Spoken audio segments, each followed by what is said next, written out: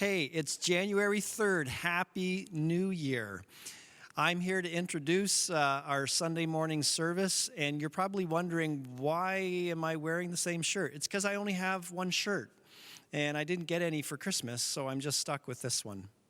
Actually, we've just pre-recorded these before Christmas because we're experiencing a Christmas Sabbath for all of our staff and volunteers, and for that we're grateful for guest speakers and guest musicians. Today we have some more music from the Meeting House, and a friend of mine, Matt Vincent, who was from Reunion Oakville and is now overseeing the network churches in Be in Christ Canada. And Matt has a wonderful ministry that is just working with people who are creatively seeking out how do we bring the good news of Jesus into our communities, and particularly among young adults. So there are 9 reunion churches that are happening right now, all over Canada and even in the Middle East, and we're excited about what's happening. We're excited about the message that Matt is bringing to us today. It will be about silence and solitude, something that we could really use as we start this new year. So it's our prayer that the music will help you center yourself around Jesus, that what Matt brings for us would be a gift for you of a practice that you could employ in your life from here on out. And it sets the stage nicely as we regather and we come back and we begin to talk about rest and Sabbath and the benefits and the outcomes and the challenges of that as we start this new year of 2021. So looking forward to hearing from the musicians and from Matt, and trust that this will be a special experience for you today.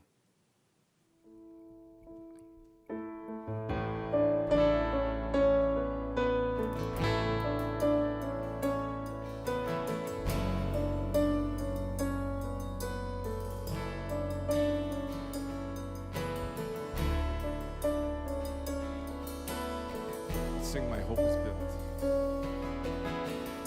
My hope is built on nothing less than Jesus' blood and righteousness.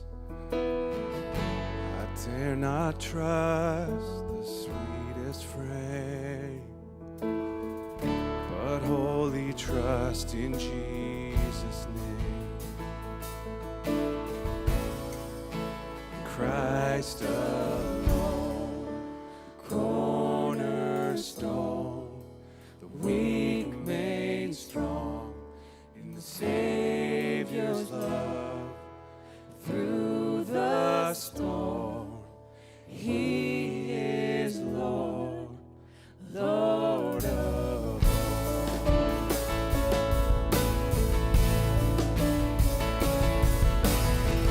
When darkness seems to hide His face, I rest on His unchanging grace.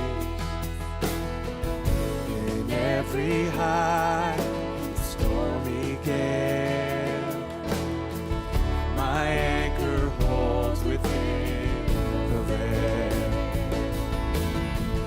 My anchor holds within the veil. Oh, Christ alone, cornerstone, the weak made strong in the Savior's love. Through the storm, He is Lord, Lord of all.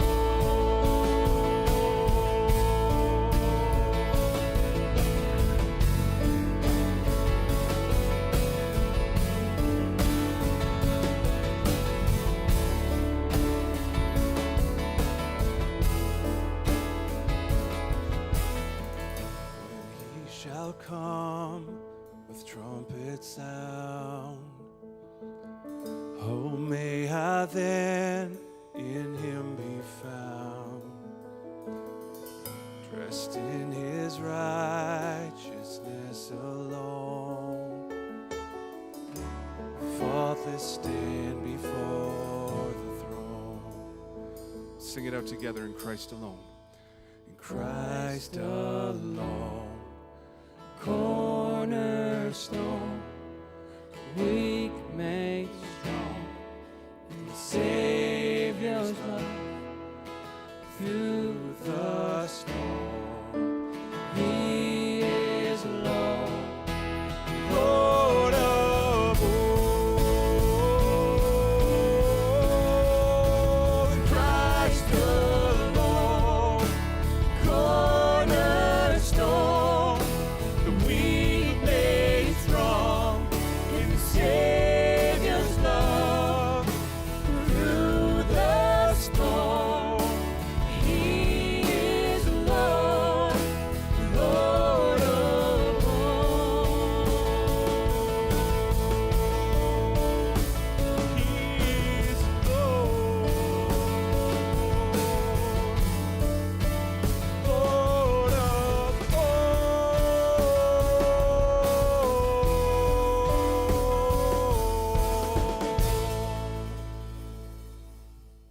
Hey everyone, if we haven't had the chance to meet, my name is Matt Vincent. I'm the network team leader with BIC Canada, and good to at least connect this way. Obviously, it would be much more enjoyable to be together in person, but as you're on your Christmas Sabbath and with all the craziness with COVID going on, this at least lets us connect in some way. And so good morning to you, hope you are well. Let me begin by just talking about sleep for a moment. So when I was really young, my earliest recollections of bedtime routine, I liked it to be really quiet when I was trying to fall asleep, but I didn't want the room to be too dark. So maybe you can relate to this. So we'd always keep the door of my bedroom just slightly ajar, and then down the hall, my parents would keep the bathroom light on. And so the light from the bathroom would kind of trickle down the hallway and through the crack of my door. So I liked it to be quiet, but I didn't want it to be too dark because that was, as a little kid, that was maybe just too scary. And then I found out as I got older, I wanted to be really, really quiet, but also really, really dark. So for instance, when I was a teenager in my later years of high school, my bedroom was in the basement of our house, which was perfect because it was super, super dark and really, really quiet. And by that stage, my parents were going to bed earlier than I was. So by the time I got to bed, turned off the lights, the house was completely still, quiet, and then really, really dark. And that was amazing. And then somewhere along the way, it kind of changed into this place where I find myself now, that I still like it to be really, really dark, but if it's too quiet, it kind of wigs me out. Do you understand what I'm saying? Like, there's got to be some kind of noise going on, background noise happening, or else it's just really uncomfortable. It's almost like it's too quiet and I can't settle the thoughts down. I can't just relax. I need to have something going on. So this is kind of the place we're in now. We have a ceiling fan in our bedroom that's always moving at nighttime, which is primarily just to move air around. It's really, really quiet. But we have a second fan on a dresser that's also going because I guess it does move air as well, but it creates a little bit of a noise. Like, it doesn't clank or bang, but it creates enough noise that it just makes it much more comfortable to sleep. And I don't know how we got into this, but now our whole family has some kind of fan or something, noise machine going on in the room, which is maybe not healthy or helpful, but that's the way we find ourselves now. So much so do we need this and rely on this, that a few years ago we were going on a family vacation. We were going on a cruise actually, and we booked one of those kind of things all last minute, and we booked one cabin, so all 5 of us were going to be in one room, and beds kind of drop in out of the ceiling, and we're all going to cram into this one little cabin on the boat. And one of the things we talked about as a family is, how are we going to sleep, not just in tight, close quarters, but what if it's too quiet in the room? And so we had this idea, let's just bring a fan along with us. Like, that's easily solved. So we packed the fan from our bedroom. I put it in my suitcase. Off we went. So if you've ever been on a cruise before, you get to the terminal and you check in and they take your bags. And the idea is that you can just then get on the boat, do whatever you want to do, grab some food, and within a couple hours, all the luggage will be up to your room and you can kind of get settled in. And so that's what we did. We got on the boat, they took our bags, and we went and got some food. I think the kids might have had their bathing suits in their backpacks, so they jumped in the pool or hot tub or whatever, and we were just kind of chilling. And then we got back to our room, and all the bags were there except for mine. And there was just a note from security saying, please come down and see us at this deck level, come to the security office. which I thought like, oh man, like what on earth could have flagged for my bag? Not thinking at all about the fan. Just thinking, man, that's really strange that they kept my bag. So anyways, went down to that level, that deck level of the boat, and standing in line. And what I quickly realized as I'm, peering over people's shoulders and watching what's going on is that most people were smuggling on booze, right? So they had like big bottles of tequila or whatever they were drinking, and they were trying to get that on the boat so that they could drink during the cruise and not have to pay the crazy prices that the cruise ship would charge them. But then I got up to the front of the line and they said, oh, like you cannot have your fan on board. It's a fire hazard. So we're going to hold on to it. And you can take this little tag they gave you and you say, at the end of the cruise, when it's all done, you can come back and we'll return it. It's like you're not losing it forever. You just can't have it during this cruise. And so that was fine. I mean, I went back up, kind of broke the news to the family, and then we just kind of made the best of it. We were able to sleep okay, but then the end of the week comes, and I take the little tag, and we're about to get off the boat. So I take the tag and I go down to, I think it was the dining room. Everyone had to come down to the dining room and line up. So if you had something confiscated as you were boarding the boat at the beginning of the week, now it's your time to come get it back. So I got into line, and obviously most of the people, as I'm watching, they're collecting their bottles of booze and they're just kind of leaving, right? And then I started realizing and feeling a little self-conscious, like, oh my gosh, like, it's not alcohol, but like, I brought a fan. I got in trouble for bringing a fan on the boat. But then I saw, kind of take note and watch, and every now and then there'd be another person collect their fan and kind of walk out of the dining room to leave the boat. And I tried to start making eye contact with people because I was like, man, those are my people. Like, hey, what's up? You had to get your fan taken away as well. It became like this little bit of a camaraderie, like giving each other a little wink and a nod as we all lost our fans for the week, realizing there's more people like me out there who, when it's just too quiet, we struggle to sleep. Now let me switch that on a spiritual level. Do you ever struggle spiritually when it all just gets too quiet? When it's just still and peaceful, are you able just to be present in the moment, or does it make you feel vulnerable, exposed, uncomfortable on a spiritual level? That's what I want to talk about today. But what does it mean to pull ourselves away from the craziness and the noise and the hustle and the bustle and intentionally be quiet before Jesus? It's the spiritual discipline of silence and solitude. They kind of go hand in hand together. So it's definitely not a Christmas chat I want to give to you today, but I think it's really timely. If you think of everything that's going on in our society and our culture right now, and then you drop the pandemic on top of it, it can feel like this is just a zany time. And so the idea of pulling away, of retreating, if you will, and of having stillness and quiet before Jesus and what that does for us, I think is really timely and important. It's something I have been learning a lot about over the last, say, 4 or 5 years with intentionality. And so for what it's worth, I want to give this to you today, and then you can see how it sits for you. But let's just talk about that. Silence and solitude. So on a surface level, it's not very difficult to get our minds around, like most of the spiritual disciplines when we talk about them. So silence is kind of the intentionality we put to not speaking and to being quiet, to removing ourselves from any kind of noise. And then solitude is, again, removing ourselves from distraction, from other people, from situations that are vying for our attention. So it's easy to see how solitude and silence go together. So if you withdraw yourself from busyness, it's easier for you to be quiet. So it's one of those things, it's easy to get your head around the concept, but in actuality, to live that out and to practice that discipline is much, much more difficult. At least that's been my experience, because we're so almost addicted to being busy, to having something always going on. And unfortunately, on some level, we also get a sense of value and worth from the things that we do. It's like we're measured by what we can accomplish, how much we can get done, how much others can rely on us, our sense of productivity. And those things in and of themselves are not bad, but the problem is when those are the sole source of things and of input that's shaping who we are and who we think we are, then it's really, really dangerous, because we're receiving all of our stimulus and reinforcement, positive and negative, from external sources outside of our connection to the divine. And so silence and solitude are disciplines that allow us to once again tap into who we truly are as daughters and sons of God. So that's what I'd love for you to talk about.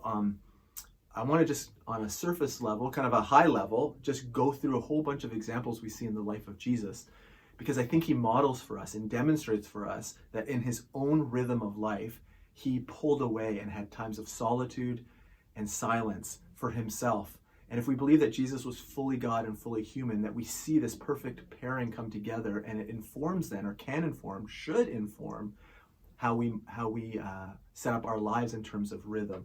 So high level, kind of some examples from different gospels of Jesus' life, different gospel accounts. You can go back and read these stories as much as you want, but I'm just going to kind of breeze through a number of them, so it gives us a little snapshot view that this was really, in actuality, the way Jesus ordered and set up his life. So let me just get going here. So in Matthew chapter 4, Jesus has just been baptized by his cousin John, and God had reinforced his joy in what was happening, saying, "This is my son, and I'm well pleased by him. He brings me great joy." And the first thing Jesus does after that is he withdraws, pulls out by himself out into the wilderness for 40 days. So if you know the story, Jesus then just goes off by himself for a period of 40 days of kind of trial, of testing, of isolation, which seems like a strange thing to do right before you're about to begin, like this really important mission of God is to pull away. But that's what Jesus does. He completely pulls away. And then later on in chapter 14 of Matthew's gospel, that same cousin who baptized Jesus has now been executed. The king has beheaded him.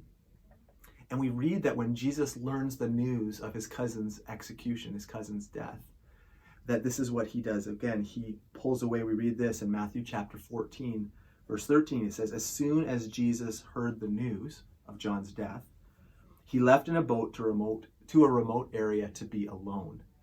So again, another instance of Jesus receives this really, really devastating news of loss, of pain, of death, and his kind of first reaction, or early on in his reaction, stages of reaction, is he pulls away, he withdraws to a remote area to be alone. Shortly thereafter, Jesus, also in Matthew chapter 14, Jesus is spending time with people. He's ministering to them, he's loving them, he's healing them, he's feeding thousands of people all at once. He's just kind of pouring out so much of himself. And then we read this really, really interesting thing, Matthew 14, verses 22 and 23. It says, "Immediately after all of this, after he has done so much for so many, Jesus insisted that his disciples get back into the boat and cross to the other side of the lake while he sent the people home." All these thousands of people. So he tells his closest friends, "You head off that way," and then he dismisses the crowds of people. Verse 23, "After sending them home, he went up into the hills by himself to pray. Night fell while he was there alone." So after giving so much of himself, kind of ministering to people, feeding people, serving them, loving them, healing them, he reaches this point where he needs to send everyone away, and then he withdraws by himself to be alone, to pray. It's really, really interesting. In Mark's gospel, very beginning, Mark chapter 1, we read this: "Before daybreak the next morning, Jesus got up and went out to an isolated place to pray." So not only in the previous one where Jesus has had a really busy day, and then he moves into the nighttime of being alone, but here we also have an example of Jesus starting his day by being alone, by withdrawing and pulling out for himself in solitude and silence. Luke chapter 6, verse 12 and 13 says this: "One day soon afterward, Jesus went up on a mountain to pray, and he prayed to God all night. At daybreak, he called together all of his disciples and chose 12 of them to be his apostles." So again, the idea of praying all night just seems like mind-boggling to us. But again, don't get caught up on that. Just recognize that before Jesus is making this really important decision, he's spending this time connected to God, to being alone and in silence and solitude, and trying to figure out, what to do, what the right move is prior to making this really, really important decision. Let me give you one more. This is right before Jesus is about to be arrested and betrayed by one of his closest friends and put into a mock trial. In Matthew chapter 26, we read this: "Then Jesus went with them to the olive grove called Gethsemane, and he said, 'Sit here while I go over there to pray.' He took Peter and Zebedee's two sons, James and John, and he became anguished and distressed. He told them, "My soul is crushed with grief to the point of death. Stay here and keep watch with me." So he went on a little further and bowed his face to the ground, saying, "My Father, if it is possible, let this cup of suffering be taken from me. Yet I want your will to be done, not mine." So we see this pattern, right? As we read through the different gospel accounts, we see this pattern of silence and solitude in Jesus' own life. Prior to taking on this really enormous task, he pulls away. Prior to making a really important decision, he spends time. To end his day after a really, really busy day and season of serving and loving other people, he pulls away. Before beginning whatever that next day holds, we see him spending time. When he is grieving the loss of a loved one, he steps back. And right before this immense challenge is before him, where he's about to be arrested and betrayed and ultimately lose his life, he pulls away as well. And so we see over and over these examples of in Jesus' own life, of where he just withdraws for silence and solitude and prayer and connection with God. Sometimes we think of this idea of pulling away and we feel like it is a sign of weakness or something must be wrong, a person can't cope. But Jesus shows us that that's not really the case, that there is a time and place for pulling yourself away from all the busyness, all the distractions, all the things that are going on, so that you can have quiet and center yourself and be connected to God. We see this. Gary Thomas, in his book Sacred Pathways, says this. He says, "All I know is that it's in those solitary moments that colors regain their brightness, truth regains its clarity, and reality loses its fog." So there's this movie, came out in the late 90s, called Pleasantville with Tobey Maguire, and others that I just drawn a blank, but some others that and it starts out as a black and white movie, and it's set in kind of like the 1950s version of like a sitcom. What happens in the movie, if you've seen it, is as they begin to experience new things, as these characters begin to experience new things and their perspective broadens, is they move from being a black and white character to a color character. And so you see this on the screen, that it's still like a black and white movie, but then certain characters and certain things start to gain color and clarity until more and more things over the course of the movie become full color.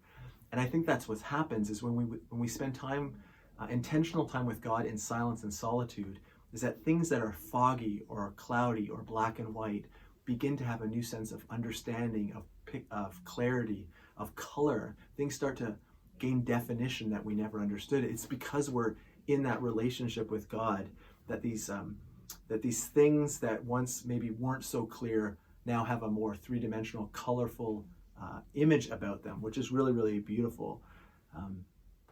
Dallas Willard, in one of his books, says, "Nothing but solitude can allow the development of a freedom from the ingrained behaviors that hinder our integration into God's order."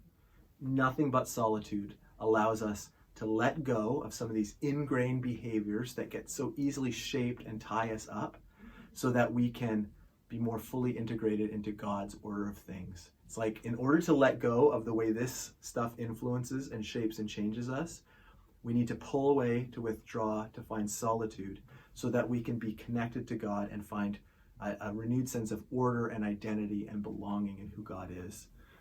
So let me just share with you a few things that I've been learning on this. Some of them may resonate with you, some of them maybe not, but these are things that, as I've been intentional to make this discipline a part of my own journey with Jesus, I've just been learning some really, really interesting things. And hopefully these resonate with you. I want these things to be not only a way for me to share what I've learned, but hopefully an encouragement to you too, as you maybe already way down the road with this kind of discipline, silence and solitude, or maybe this might encourage you to even start dipping your toe in the water and trying this out. But here's a few things I've learned. Silence and solitude helps us shift and change the way we view and experience prayer. So I don't remember really how I learned to pray. In the New Testament, we find this story where Jesus' disciples come to him and say, "Master, teacher, teach us how to pray." And then Jesus goes through the Lord's Prayer with them. I don't have a moment like that. I'm trying to remember how I learned to pray or when prayer became a reality for me. But I grew up in a Christian home, and prayer was, as far back as I can remember, it was something we did. We always prayed before every meal because you just had to. And then we had this practice as I was growing up, that after dinner we'd go from the dining room table into the living room, and I'll get comfortable. My dad would read scripture or some kind of devotional thought. We'd talk about it for a few moments, and then we'd have this family prayer time. As I got older, as a teenager, I began to just basically lie down on the floor of the living room, and the battle was not about what to pray about, but the battle was like, can I stay awake long enough to pretend I'm paying attention here without completely passing out and snoring here in the living room? But this pattern was always there. But when I think about it, it felt to me, and maybe my recollection's wrong, but it felt to me, at least from my limited perspective then, that prayer was primarily about praying for people who were sick, asking God to help out, asking God to bring healing, praying for the things that we felt our family needed or that I needed.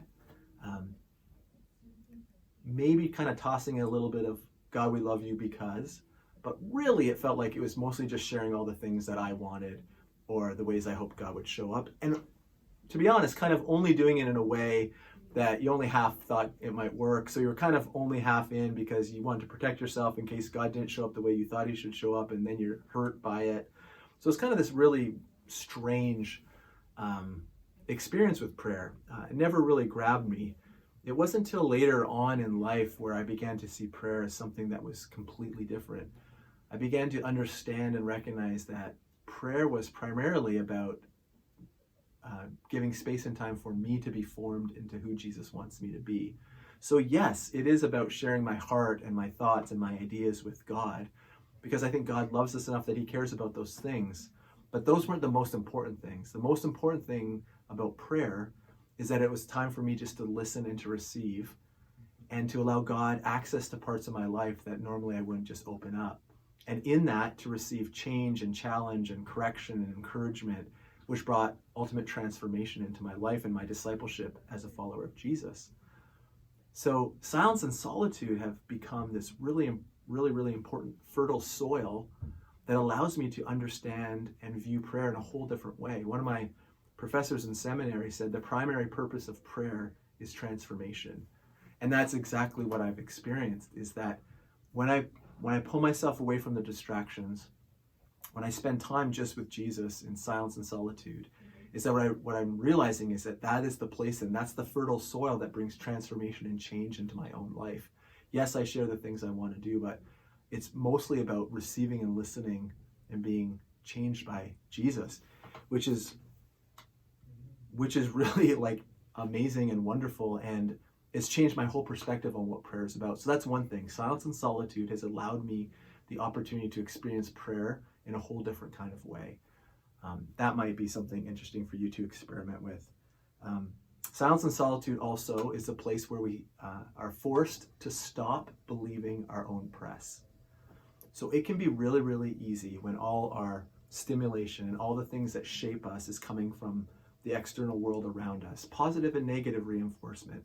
It just keeps coming at us. And like probably most people, our human nature would be that we grab onto the things that we feel positively reinforce, the things that we want to be or to be known for, and we struggle and let go of the things that are difficult to hear. But we start shaping our identity by the press, by the comments and the feedback we're receiving from an external source. But when we sit in solitude and we sit in silence before Jesus, it forces us to let go of that press. We stop believing our own press because we're forced to be in this place where we confront who we really are. It's like that time where you look in the mirror and you see who you really are for the first time. And it can be both wonderful and exhilarating and beautiful, and also heartbreaking and devastating and crushing, because there's no hiding anymore. This is like your true self. You're kind of laid naked and bare and vulnerable, and you see who you really are. And that can be very, very hard when we're so quick in our culture to put on a facade and pretend things are always great, at least in a way that allows us to have a great social media post and present this version of ourselves. But that's not how Jesus sees us, and that's not who we need to be before Jesus in stillness and in quiet. And so it forces us to see things in a different way. But there's this beautiful thing that happens, kind of known as the spiritual law of gravity, where all the chaos, all the busyness, all the things that are floating and distracting and all around us, that as we have time to sit in stillness and silence before God, the spiritual law of gravity takes all that chaos and it settles it down. And what's left is who we really are. And there's a beauty that comes, there's a maturity that comes as we learn to sit in that place of who we really are and be an authentic version of ourselves.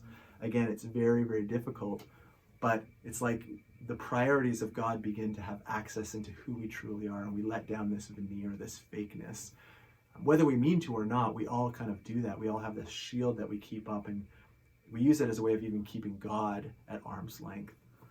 Ruth Haley Barton, in one of her books called Strengthening the Soul of Your Leadership, says this: I wonder if the real reason we resist actually moving into solitude may have more to do with the anxiety that comes as we pull away from that which we have allowed to define us externally. So maybe that fear of moving into silence and solitude is more about the anxiety about how do we let go of all these things because we don't know what the other side looks like. There's like this fear, this anxiety, this apprehension that grows in us to move in that other direction. Let me give you the third thing that I've been learning. Silence and solitude helps us discover that connection with Jesus leads to real life. Connection with Jesus leads to real life. So in John chapter 15, there's this teaching that Jesus gives where he describes himself as the true vine and his followers as the branches. Jesus says, I'm the vine and you are the branches. Apart from me, you can do nothing. This idea that in order for us to bear fruit, to be healthy, to be full of life, we need to be, as branches, we need to be connected to the vine, the source of life. What I've been learning is that times of silence and solitude allow me not only to reshape and redefine what I understand prayer to be, connection to God to be, not only does it allow me to stop believing my own press and face the true version of who I really am before God and recognizing he loves me unconditionally. It also helps me discover that true life that I'm looking for, that I'm ultimately searching after and running after and chasing, is found in Jesus, is found in connection with Jesus. Let me just kind of put it into a story form. So there's a real difference between taking a road trip with a complete stranger or taking a road trip with a trusted, deep, best friend. Those are two separate things. In both situations, you're in a vehicle heading somewhere, but the experience is really, really different.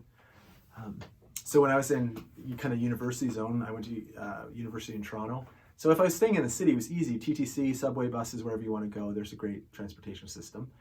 But as soon as you left kind of the Toronto area, it became much more difficult to get around. And so I didn't have a ton of extra money to buy bus tickets or cabs or whatever like that. So I would often hitchhike. And being a bit of an introvert, it was always a little bit, I was always a little bit anxious about not only would I get picked up, but who would pick me up and then what would it be like in the car ride, especially if it was a bit of a longer one. Because as soon as you got picked up, often what you would discover is the people who pick up hitchhikers are people who used to hitchhike themselves. And so you would chit chat, what's your name, where are you going, what's your story, you'd learn a little bit. But if it was a longer ride, I found that I was always struggling to, how do you keep the chit chat up? Because even if the music was on, it became really awkward to know, like, I'm sitting with a complete stranger, you're in a confined space. Like, how do you be, like, it's really uncomfortable if there's any silence. And so you want to fill the air, you want to turn up the music, you want to keep talking. If you will, you want that fan to keep blowing and making noise so that it made it a little bit more comfortable to be together, a little less awkward and vulnerable. But then flip that again. If you're going on a long road trip with one of your best friends, yeah, you might tell stories and reminisce about things and give updates on what you're up to now, things that you're talking, watching, movies, things that are going on with your family.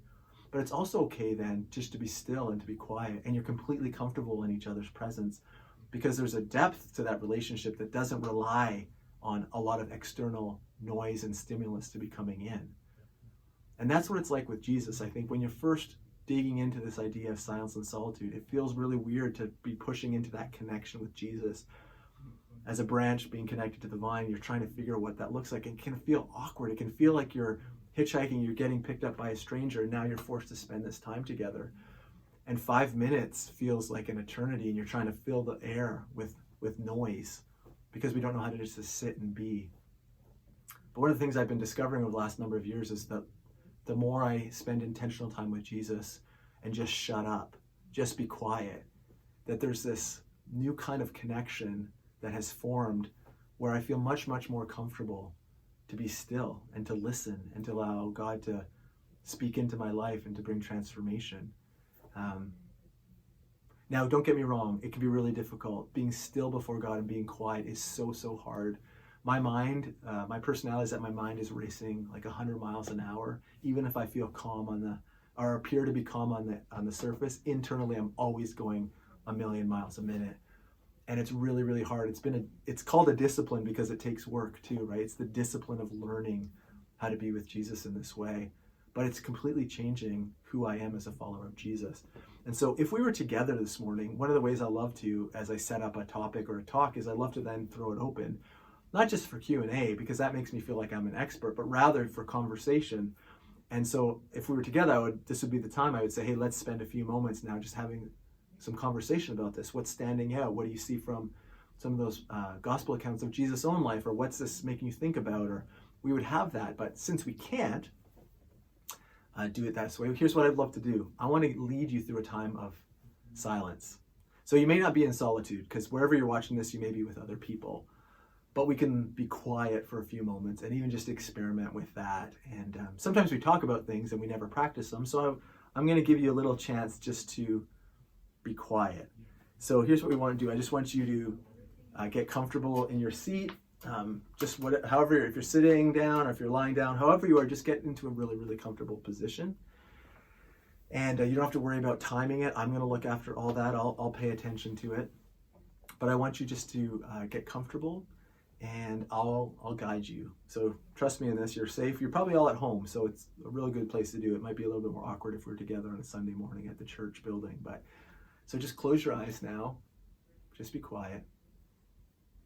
And I want you to breathe in, deep breath in, and deep breath out. And do that a few times. Deep breath in, and deep breath out. And there's probably a million things going on in your mind right now, but try to let those go. Just a deep breath in, hold it for a second, and a deep breath out. So I'm going to give you a few moments just to be still and to be quiet. And I'll time it. And here's what I want to do. I want to give you a phrase that if you find your mind is racing or it's hard just to be quiet, I want you to use this phrase as a way of kind of bringing yourself back to the center. So you can either just use one word and just say Jesus as a way of recentering your mind and your focus. Or what I often use is the phrase, Jesus, I'm here and I'm listening. Jesus, I'm here and I'm listening. And you may just be repeating that phrase over and over and over, because as soon as you say it and you come back into a centered place, your mind may just drift again. But it's one of those disciplines that you're training and teaching yourself how to slow down, how to let go, and how to tune in and find that connection with Jesus. So eyes closed, deep breath in, deep breath out. Either just use the word Jesus to come back if you find you're distracted, or Jesus, I'm here and I'm listening, and I'll call you back together in a moment. Ready? Take some time now.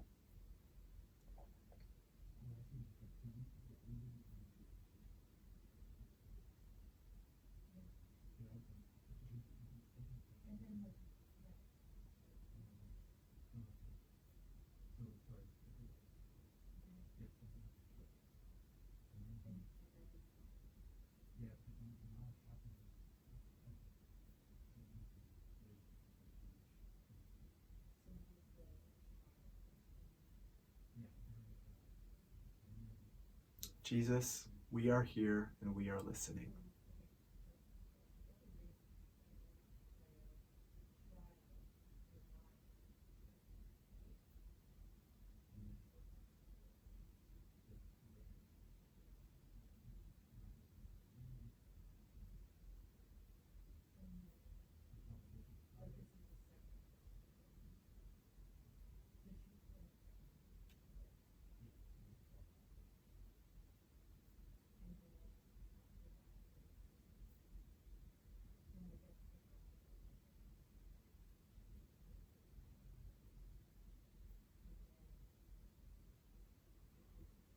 Okay, so how did that feel?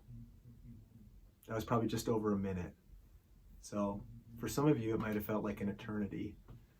Maybe there's distractions and noises going on in your house when you're watching this, so that's fair. It can be hard to find quiet places. But how did that feel? That's about 60 or 70 seconds. I didn't have a clock. I was just kind of counting in my head. But how did that feel? Did that feel awkward and strange? It might have felt more like a ride with a stranger as you've just been hitchhiking. This weird way of saying and talking to Jesus, connecting to Jesus. Because all of our previous experience with prayer, or what we say is prayer and connecting to Jesus, has always been about us saying things out loud. And the idea of just sitting and being, and that the primary purpose of prayer is transformation, might just be so new to us that it's so strange just to sit and to try to listen and receive. And that's fair.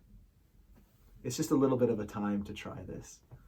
Can I read you one more quote? I love this quote from Ruth Haley Barton. It's a little bit of a longer one here, but here's what it says. Solitude and silence in particular enable us to experience a place of authenticity within and to invite God to meet us there.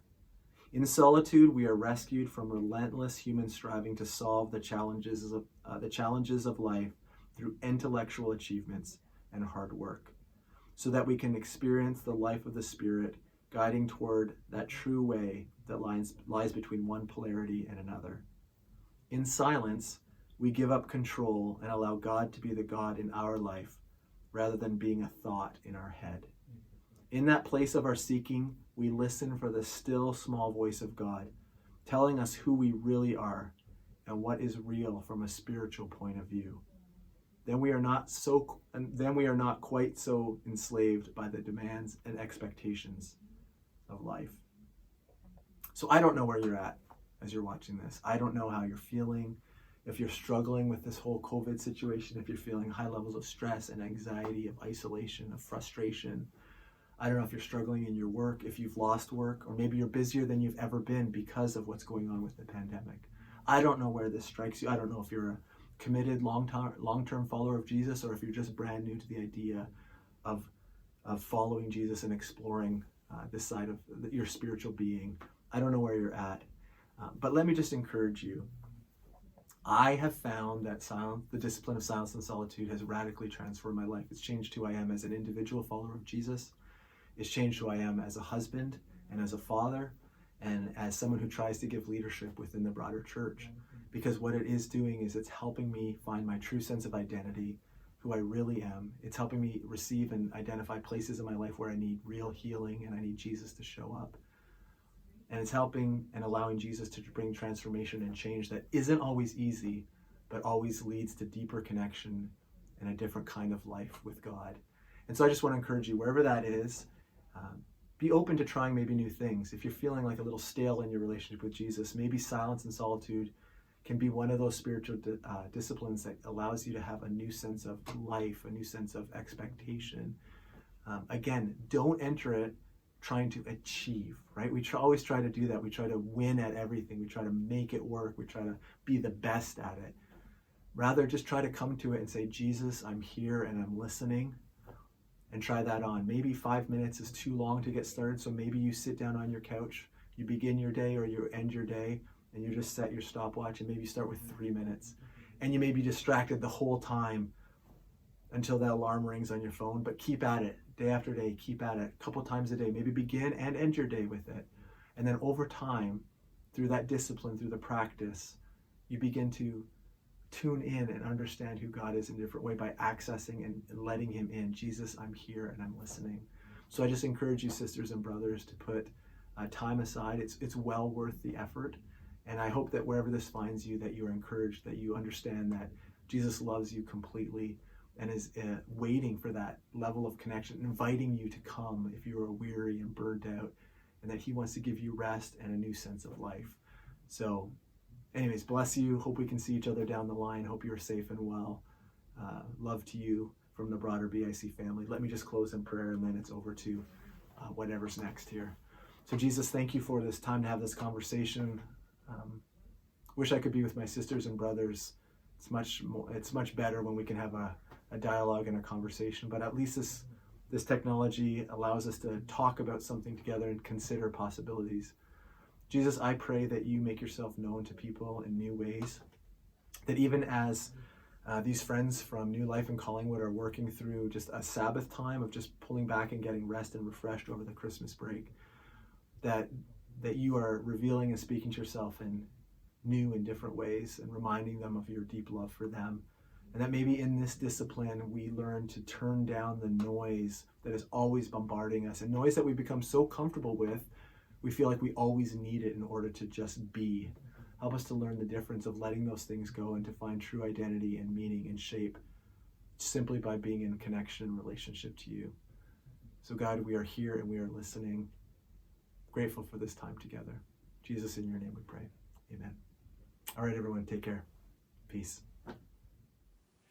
Matt, thank you for sharing with us and giving us that gift of how we can use silence to connect with God. Folks, before you sign off, I just want to remind you that next week we start a new series called Rest. And it's all about Sabbath and that concept of resting and how that is actually helpful and useful for us in life. Also a reminder that we want you to stay home next week. Don't come to church. At least don't come to the building. We invite you to join with us online because we are in an online-only status here at New Life, and we are enjoying gathering together virtually in this way. And we'll continue on and send out information and updates as they come available for us. But for now, go in peace to love and serve the Lord, and we will see you next Sunday online.